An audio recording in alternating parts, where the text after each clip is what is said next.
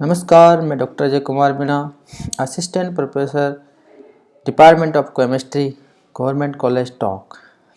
हम लोग S block element के बारे में अध्ययन कर रहे थे और इसके अंतर्गत हम पढ़ रहे थे इनके विकर्णीय संबंध।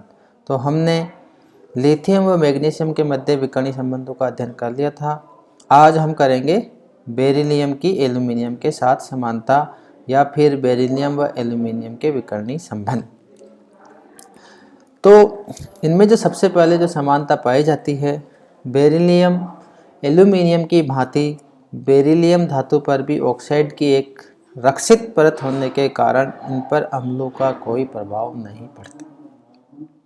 तो सबसे पहला जो समानता है इन दोनों के अंदर, एल्यूमिनियम की भांति बेरिलियम धातु पर भी ऑक्साइड की एक रक्षित परत होने के कारण इन पर अम्लों का कोई प्रभाव नहीं पड़ता, अर्थात ये अम्लों से कोई क्रिया नहीं करते हैं। बाकी जो सारी मृदा धातु है वो सब अम्लों से क्रिया करते हैं।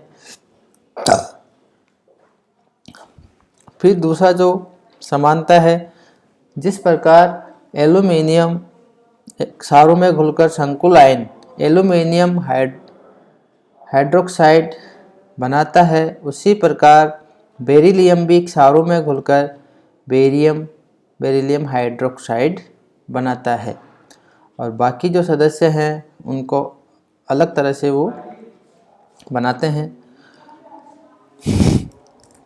फिर उसके बाद में है तीसरा जो समानता है, दोनों के ऑक्साइड BeO व Al2O3 कठोर, अविलेय व उच्च गलनांक वाले ठोस होते हैं। दोनों की जो ऑक्साइड है, बेरियम ऑक्साइड व एल्यूमिनियम ऑक्साइड, कठोर जल में अविलेय व उच्च गलनांक वाले ठोस होते हैं। बाकी जो अन्य सदस्य होते हैं बेरिलियम या क्षारीय मृदा धातुओं के, उनके जो ऑक्साइड वैसे तो बनाते नहीं हैं, बाकी परऑक्साइड या फिर सुपर ऑक्साइड बनाते हैं जो कि कठोर नहीं होते हैं, जल में विलय होते हैं और उनका गलनांक भी कम होता है। फिर नंबर 4 है, दोनों के क्लोराइड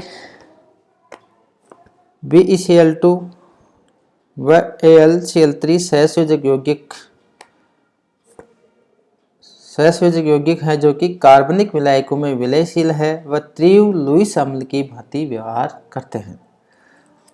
अर्थात दोनों के जो BeCl2 व AlCl3 है सहसंयोजक यौगिक होते हैं और कार्बनिक विलायकों में विलयशील है और तीव्र लुईस अम्ल की भांति व्यवहार करते हैं। लुईस अम्ल ऐसा अम्ल होता है जो कि लोन पेयर को ग्रहण करता है, तो ऐसी अम्लों को अपन बोलते हैं लुईस अम्ल। उसके बाद में एक और रह गया था, बेरिलियम व एल्यूमिनियम दोनों ही फ्लोराइड के साथ संकुल ऋणायन BeF4 2- व AlF6 3- बनाते हैं। तो दोनों ही जो है बेरिलियम व एल्यूमिनियम फ्लोराइड के साथ संकुल आयन का निर्माण करते हैं, बाकी नहीं करेंगे। फिर है, धनायन के छोटे आकार होने के कारण एल्यूमिनियम की भांति इसके यौगिकों में सहसंयोजक लक्षण अधिक होता है, अतः बेरिलियम व एल्यूमिनियम के यौगिक कम गलनांक वाले व कार्बनिक यौगिकों में विलयशील होते हैं। तो इन दोनों के जो धनायन है उनका आकार बहुत छोटा होता है, छोटा होने के कारण इनके अंदर सहसंयोजक लक्षण आ जाते हैं इनके यौगिकों के अंदर, तो इनके गलनांक उतना कम होंगे। बाकी जो सदस्य हैं सारे मृदा धातुओं के, वो आयनिक यौगिक बनाते हैं, इस वजह से उनके थोड़े गलनांक थोड़े ज़्यादा होते हैं और वो जल में विलयशील होते हैं। उसके बाद में आता है, सारे मृदा धातु व कार्बन के सहयोग से MC2 प्रकार के कार्बाइड बनते हैं जो जल के साथ क्रिया करके एसिटिलीन। उससे पहले कुछ और देख लेते हैं। एल्यूमिनियम की भांति बेरिलियम भी पेरोक्साइड नहीं बनाता है, जबकि अन्य क्षारीय मृदा धातुएं पेरोक्साइड बनाती है। एल्यूमिनियम होता है वो ऑक्सीजन से क्रिया करके एल्यूमिनियम ऑक्साइड बनाता है, ठीक उसी तरह बेरिलियम भी ऑक्सीजन से क्रिया करके बेरियम ऑक्साइड बनाता है, जबकि अन्य सदस्य जो होते हैं क्षारीय मृदा धातुओं के, वो पेरोक्साइड तथा सुपर ऑक्साइड बनाते हैं। फिर उसके बाद में जो नेक्स्ट समानता है बेरिलियम और एल्यूमिनियम में, दोनों कार्बन से संयोग करके कार्बाइड, जैसे बेरिलियम कार्बाइड व एल्यूमिनियम कार्बाइड बनाते हैं जो जल के साथ क्रिया करके मीथेन मुक्त करते हैं। और बाकी जो सदस्य होते हैं क्षारीय मृदा धातु, वो कार्बन के सहयोग से Mc2 प्रकार के कार्बाइड बनते हैं जो कि जल के साथ क्रिया करके एसिटिलीन बनाते हैं। जबकि जो बेरिलियम और एल्यूमिनियम है वो सहयोग करके Be2C व Al4CH3 कार्बाइड बनाते हैं जो कि जल के साथ क्रिया करके मेथेन मुक्त करते हैं। तो इसमें भी समानता है, कार्बाइड दोनों बनाएंगे, लेकिन बेरिलियम और एल्यूमिनियम के कार्बाइड जल के साथ क्रिया करके मेथेन मुक्त करते हैं, और बाकी जो सदस्य हैं जैसे कि कैल्शियम कार्बाइड है वो जल के साथ क्रिया करके एसिटिलीन मुक्त करते हैं। तो इसके अंदर ये मेन अंतर भी हो गया कि सारे मृदा धातुओं के कार्बाइड जल के साथ क्रिया करके अलग अलग प्रकार के मेथेन या एथेन को मुक्त करते हैं। फिर उसके बाद में आता है इन विकर्णी संबंधों का कारण क्या है। तो इन विकर्णों का संबंध का सबसे मुख्य कारण है इनके समान आकार, मतलब बेरिलियम व एल्यूमिनियम दोनों का आकार समान होता है। लिथियम की परमाणुक व आयनिक त्रिज्याओं के मान मैग्नीशियम के परमाणुक व आयनिक त्रिज्याओं से अत्यधिक समानता दर्शाते हैं। ठीक उसी तरह बेरिलियम व एल्यूमिनियम की परमाणुक व आयनिक त्रिज्याओं के मान समान होंगे, इस वजह से इनके मध्य विकर्णी संबंध पाए जाते हैं।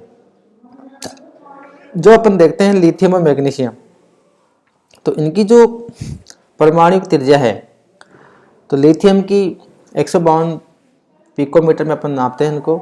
इसी तरह मैग्नीशियम की 160 है, तो इनके अंदर ज़्यादा अंतर नहीं है, तो लगभग ये समान है। ठीक इसी तरह लिथियम आयन है Li+, इसी तरह Mg2+, ये मैग्नीशियम का आयनिक परमाणु है। तो इन दोनों की भी जो आयनिक त्रिज्याएं हैं वो लगभग समान सी है। लिथियम की आयन की 76 है, इसी तरह मैग्नीशियम आयन की 72 है, तो इनकी त्रिज्याएं लगभग समान सी है। तो इस वजह से ये दोनों एक दूसरे के समान गुण दर्शाते हैं। ठीक इसी तरह बेरिलियम परमाणु व एल्यूमिनियम परमाणु की त्रिज्याएं देखते हैं तो 112 व 143 आती है, जो कि लगभग समान सी है। इसी तरह बेरिलियम 2+ एल्यूमिनियम 3+ आयन है, इनकी त्रिज्याएं भी लगभग समान सी है। इस वजह से ये दोनों भी एक दूसरे के गुणों में समानता दर्शाते हैं।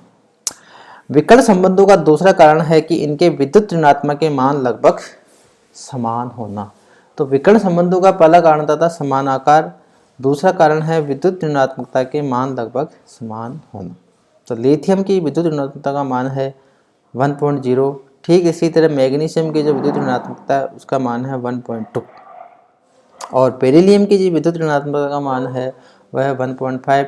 ठीक इसी तरह एल्यूमिनियम की जो विद्युत ऋणात्मकता है उनका मान है 1.5, जो लगभग समान है। इस वजह से विकर्णी संबंध एक दूसरे के समान दर्शाते हैं। तो विकर्णी संबंधों का जो मुख्य कारण है वो दो है। पहला है दोनों इनका समान आकार होना, और दूसरा कारण है इनकी विद्युत ऋणात्मकता के मान का समान होना। इस वजह से ये तत्व एक दूसरे के विकर्णी संबंध या गुणों के अंदर समानता दर्शाते हैं। धन्यवाद।